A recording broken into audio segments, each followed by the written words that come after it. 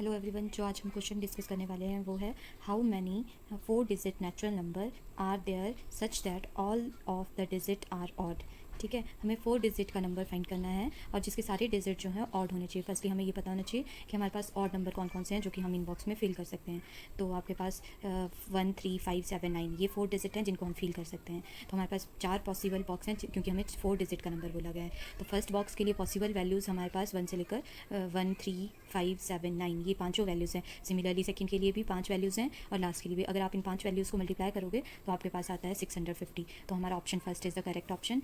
हमारे पास 625 ऐसे डिजिट आएंगे जो कि 4 डिजिट के हैं और ऑड रहेंगे। ठीक है, एक और अगर इस क्वेश्चन में ये बोला गया हो कि हमें सिर्फ ओनली जो ये डिजिट हैं 5 डिजिट ये वंस ओनली रिपीटेशन नहीं अलाउ की होगी तो हमारे पास कितने डिजिट आएंगे, क्योंकि ये क्वेश्चन जो दिया गया था NDA 2022 में दिया गया था आपके पास। तो इस क्वेश्चन में ये नहीं लिखा गया था कि डिजिट रिपीट करने हैं या नहीं। अगर हमें रिपीटेशन नहीं अलाउ की होगी तो हमारे पास फर्स्ट बॉक्स के लिए पॉसिबल वैल्यू 5 रहेगी, नेक्स्ट के लिए 4 रहेगी, 3 एंड 2 और टोटल ये जो पॉसिबल वैल्यूज़ हैं इनको मल्टीप्लाई करेंगे तो आपके पास 120 आएगा। ठीक है, इसी हिसाब से आपके पास फोर्थ ऑप्शन भी रहता है 120। तो ये पूरा क्वेश्चन कंप्लीट नहीं था, पर जिस अकॉर्डिंग पूछा था उसके लिए आपके पास 625 ही इसका ऑप्शन करेक्ट रहेगा। अब देखिए क्वेश्चन नंबर 2 हमारे पास पूछा गया था what is the summation r is equal to 0 to n 2 raise to power r। Combination के लिए लिखा है NCR। ठीक है, फर्स्टली आपको एक फार्मूला याद होना चाहिए। परमुटेशन और कॉम्बिनेशन में आपने बाइनोमियल थ्योरम यूज़ किया जो कि है a + b raise to power n। देखिए क्या रहेगा, NC0 a raise to power n b raise to power 0, NC1 a raise to power n-1 b raise to power 1 plus so on आपके पास NCn a raise to power 0 b raise to power n। ठीक है, ये formula आपने ध्यान में रखना है। तो जो कि हमें एक्सपेंशन दिया है, पहले तो हम इस एक्सपेंशन को ओपन कर लेंगे, r की वैल्यू पुट कर देंगे 0 से लेकर n तक। तो आपके पास जो एक्सपेंशन एक्सपैंड होकर बनेगी वो देखेंगे किस तरह से बन रही है। कुछ इस तरह से आपके पास 2 raise to power 0 NC0 plus 2 raise to power 1 NC1 plus so on to 2 raise to power n NCn रहेगी। ठीक है, ये जो एक्सपेंशन दी हुई है ये कुछ बाइनोमियल एक्सपेंशन की तरह लग रही है। अगर हम बाइनोमियल एक्सपेंशन में a की वैल्यू 1 और b की वैल्यू 2 पुट करते हैं तो आपके पास देखिए किस तरह से बनेगा। ये जो बाइनोमियल एक्सपेंशन लिखी है जिसको इक्वेशन 1 मैंने दिया है, a की वैल्यू अगर 1 भरते हैं, b की वैल्यू 2 भरते हैं, 1 plus 2 raise to power n, तो NC0 1 raise to power n 2 raise to power 0, NC1 1 raise to power n-1 2 raise to power 1 plus so on NCn 1 raise to power 0 2 raise to power n। थोड़ा सा simplify करेंगे which can be written as 2 raise to power 0 NC0 plus 2 raise to power 1 NC1 plus so on ये आपके पास 2 raise to power n NCn which is equal to summation of r is equal to 0 to n 2 raise to power r NCr इसके बराबर होगी। तो हमें इसका result पूछा था तो ये होगा 1 + 2 raise to power n which is equal to 3 raise to power n, जो कि हमारे पास ऑप्शन सेकेंड दिया है। Option second is the correct option. अब देखिए जो नेक्स्ट क्वेश्चन हमें बोला गया है वो बोला गया है if different permutation of the letter of the word mathematics are listed as in dictionary how many words with और without meaning are there in the list before the first word that start with C। ठीक है, देखो हमें mathematics word को इस तरह से arrange करना है अकॉर्डिंग टू द डिक्शनरी जो कि C लेटर से पहले कितने वर्ड्स हमें आते हैं मैथमेटिक्स वर्ड से। तो हम जो मैथमेटिक्स वर्ड के लेटर देख रहे हैं उसमें से C लेटर से पहले ओनली 1 लेटर है जो कि A रहता है आपके पास। तो हमें जो ये 11 लेटर देखने हैं वो A से स्टार्ट होने वाले काउंट करने हैं, वो कितने लेटर हैं। ठीक है, तो जब हमें स्टार्टिंग A से करनी है तो फिक्स कर देंगे हम कि A से स्टार्ट होने वाले डिजिट। तो फर्स्ट ये टोटल डिजिट आपके पास 11 है, इसमें फिक्स हो गया कि यहाँ A फिल कर रहे हैं। अब नेक्स्ट जो बचेगी हमारे पास वो 10 डिजिट की अरेंजमेंट रहेगी। 10 डिजिट को अरेंजमेंट रहेगी तो 10 डिजिट की अरेंजमेंट होती है 10p10 that is equal to 10 factorial upon यहाँ पे जो रिपीटेड लेटर हैं वो आपके पास m 2 टाइम्स रिपीटेड है इसलिए 2 फैक्टोरियल डिवाइड में आएगा। सिमिलरली a 2 टाइम्स था बट a हमने फिक्स कर दिया है। अब जो लेफ्ट 10 डिजिट रहते हैं उसमें a 1 ही होगा तो उसका फैक्टोरियल डिवाइड नहीं होगा। एंड t आपके पास 2 टाइम्स है और t का फैक्टोरियल भी डिवाइड होगा। ये आपके पास टोटल परमुटेशंस आएंगी जो A लेटर से स्टार्ट होगी। ठीक है, मैथमेटिक्स वर्ड की इसको आप सिंप्लीफाई करोगे तो विच इज़ इक्वल टू 907200 आप कैलकुलेट करके सिंप्लीफाई कर सकते हैं। तो आपके पास option C is the correct option. देखिए क्वेश्चन नंबर 4 में हमें 2 स्टेटमेंट गिवन दी है और हमें पूछा गया है इनमें से कौन सी स्टेटमेंट करेक्ट है। तो फर्स्ट स्टेटमेंट रीड करते हैं if f is the subset of z cross z defined by f is equal to xy comma X minus Y such that X and Y are integer values. F is a function, हमें पूछा है ये जो given दिया है F आपके पास, ये function है या नहीं है। सिमिलरली सेकंड स्टेटमेंट भी हमें सेम दी है, इंटीजर वैल्यू की जगह हमें नेचुरल वैल्यू दी गई है। फिर बोला है कि आपके पास ये जो इक्वेशन स्टेटमेंट 1 और 2 में जो एफ दिए हैं वो फंक्शन है या नहीं है। तो फर्स्टली मैं आपको बता देती हूँ कि किसे फंक्शन कहा जाता है। ऐसा रिलेशन जिसमें डोमेन के एलिमेंट यूनिक इमेज बनाते हो उसे फंक्शन कहा जाता है। ठीक है, अब फर्स्ट स्टेटमेंट के अकॉर्डिंग, फर्स्ट स्टेटमेंट में जो हमें एफ दिया है उसमें बोला गया है X Y comma X minus Y such that X and Y to integer values हैं। फॉर एग्जांपल अगर मैं एक एग्जांपल की हेल्प से आपको बताऊं, यहाँ पे x मैं 2 ले रही हूँ, y 3 ले रही हूँ। ठीक है, तो मेरे पास f जो रहेगा वो रहेगा 2 × 3 comma 2 - 3 that is equal to 6 comma -1। ठीक है, फर्स्ट स्टेटमेंट के अकॉर्डिंग एग्जांपल दिया जा रहा है। सिमिलरली फॉर अगर मैं x की वैल्यू 3 लेती हूँ और y की वैल्यू 2 लेती हूँ, ये जो दो वैल्यूज़ मैं ले रही हूँ ये सारी इंटीजर वैल्यूज़ हैं। ओके, कोई भी वैल्यूज़ लेनी है वो इन्होंने बोला है इंटीजर नंबर लेने हैं। ठीक है, फर्स्ट स्टेटमेंट में तो आपके पास f की वैल्यू रहेगी 3 × 2 कॉमा 3 - 2, तो f आपके पास 6 कॉमा 1 रहेगा। तो यहाँ जो f फंक्शन स्टेटमेंट 1 के अकॉर्डिंग आ रहा है, इसका एक पेयर 6 कॉमा -1 है और एक पेयर 6 कॉमा 1 भी होगा। एक एग्जाम्पल मैंने ये बताया, इसके ये दो पेयर f में लाई करेंगे, दोनों वैल्यूज़ f में लाई कर रही हैं। इसमें जो डोमेन है दोनों की 6 है और जो रेंज है दोनों की अलग अलग है, एक में -1 है एक में +1 है। तो ये जो गिवन फंक्शन स्टेटमेंट 1 में f दिया है is not a function.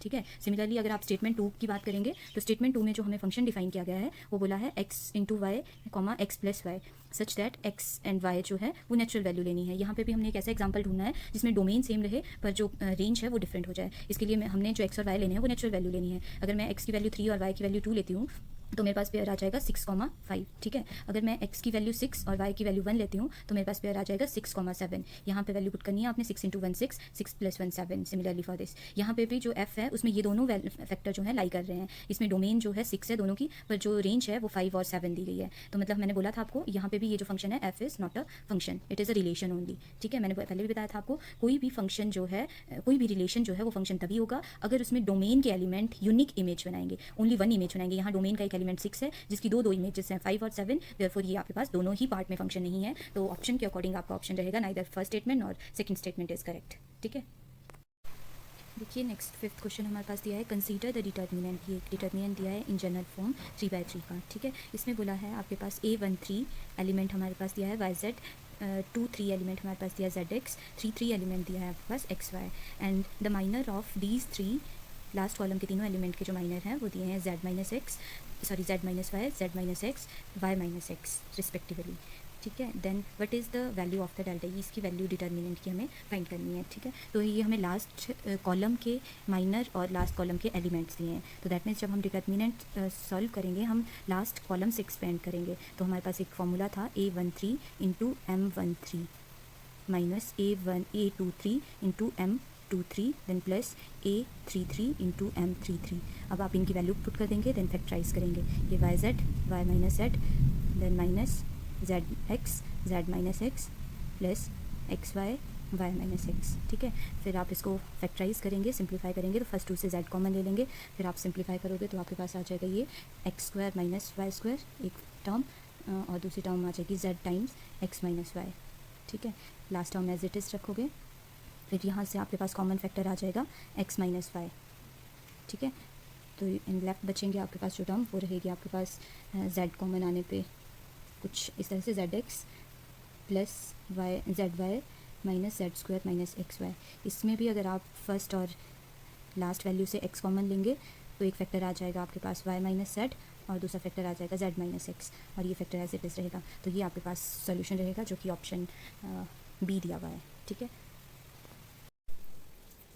Next question हमें बोला गया क्वेश्चन नंबर 6, इफ़ ए एक मैट्रिक्स दी है 3/3 ऑर्डर की, first row is 1 0 0, second is 0 cos theta sin theta, last is 0 sin theta minus cos theta. 3/3 order की एक मैट्रिक्स दी है, which of the following statement is true. इस मैट्रिक्स के लिए कौन सी इनमें से तीनों में से कौन सी स्टेटमेंट ट्रू है ये बताना है। तो जो फर्स्ट स्टेटमेंट बोली है A plus adjoint of A matrix is a null matrix, A inverse plus adjoint of A is a null matrix, A minus A inverse is a null matrix। Firstly आपको A का determinant find करना है, तो determinant of A आपके पास -1 आ जाएगा, simplify कर लें। Then adjoint of A matrix क्या रहेगा आपके पास -1 0 0 0 0 minus cos of theta minus sine theta cos theta, ये आपके पास रहेगा which is equal to minus time of A matrix. Similarly A inverse आपको फाइंड करना है, तो ए इन्वर्स आपके पास होता है adjoint of A matrix divide by determinant of A matrix, तो minus A upon minus one which is equal to ए। ठीक है, ये तीनों आप फाइंड कर लेंगे। फिर देखिए फर्स्ट स्टेटमेंट के अकॉर्डिंग हमें बोला है A plus adjoint of A जो मैट्रिक्स है वो क्या रहती है, तो A matrix adjoint of A हमने अभी फाइंड किया माइनस वन रहेगा,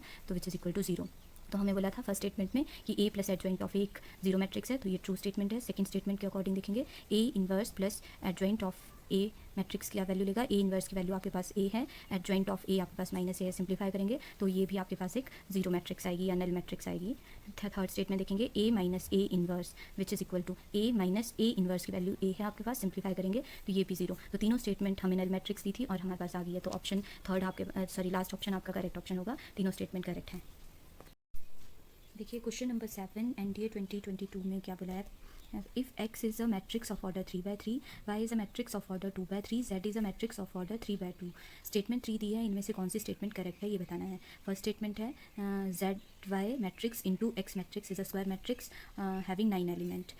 y second statement y into ZX matrix is a square matrix having 4 entries. Last x into Y Z matrix is not defined. ठीक है, तो वन बाय वन करके देखते हैं। फर्स्ट स्टेटमेंट के अकॉर्डिंग हमें बोला है जेड वाई इंटू एक्स, तो जेड मैट्रिक्स का ऑर्डर हमें दिया हुआ है 3/2, इंटू करने को बोला है हमें वाई मैट्रिक्स जिसका ऑर्डर है आपके पास 2/3, होल इंटू एक्स मैट्रिक्स है जिसका ऑर्डर है 3/3। ठीक है, तो फर्स्टली हमें इन ब्रैकेट को सॉल्व करना है। जेड वाई मैट्रिक्स, तो जेड वाई मैट्रिक्स का जो हमने मैट्रिक्स मल्टीप्लिकेशन में पढ़ा है, column of the first matrix is equal to row of second matrix होना चाहिए। तो यहाँ 2 कॉलम है, यहाँ पे भी 2 कॉलम रोज हैं, तो ये एग्जिस्ट करेगा। तो जेड वाई मैट्रिक्स का जो ऑर्डर रहेगा वो 3/3 रहेगा। ठीक है, इंटू करेंगे उसको एक्स मैट्रिक्स से, तो अगेन 2 मैट्रिक्स मल्टीप्लाई हो रही है जिसका ऑर्डर फर्स्ट की कॉलम और सेकेंड का रो सेम होगा, और इसकी जो मल्टीप्लिकेशन आएगी आपके पास X Z Y X matrix वो रहेगी 3/3 ऑर्डर की, और इसकी 9 एंट्रीज रहेंगी। ठीक है, तो ये ट्रू स्टेटमेंट है। सेकंड देखेंगे आप वाई एक्स जेड मैट्रिक्स, तो वाई मैट्रिक्स जिसका ऑर्डर हमें दिया था 2/3 और एक्स मैट्रिक्स जिसका ऑर्डर हमें दिया था 3/3 इंटू जेड मैट्रिक्स जिसका ऑर्डर हमें दिया था 3/2। तो यहाँ पे number of column number of row के बराबर है, तो पॉसिबल है मल्टीप्लिकेशन, तो ये आपके पास आ जाएगी। वाई मैट्रिक्स तो एज इट इज़ रहेगी 2/3 ऑर्डर की, तो एक्स जेड जो मैट्रिक्स बनेगी उसका ऑर्डर रहेगा 3/2। ठीक है, अगेन ये मैट्रिक्स मल्टीप्लिकेशन पॉसिबल है और इसका ऑर्डर रहेगा 2/2 की एक मैट्रिक्स बनेगी। ठीक है, तो इसमें नंबर ऑफ एंट्रीज 4 रहेंगी।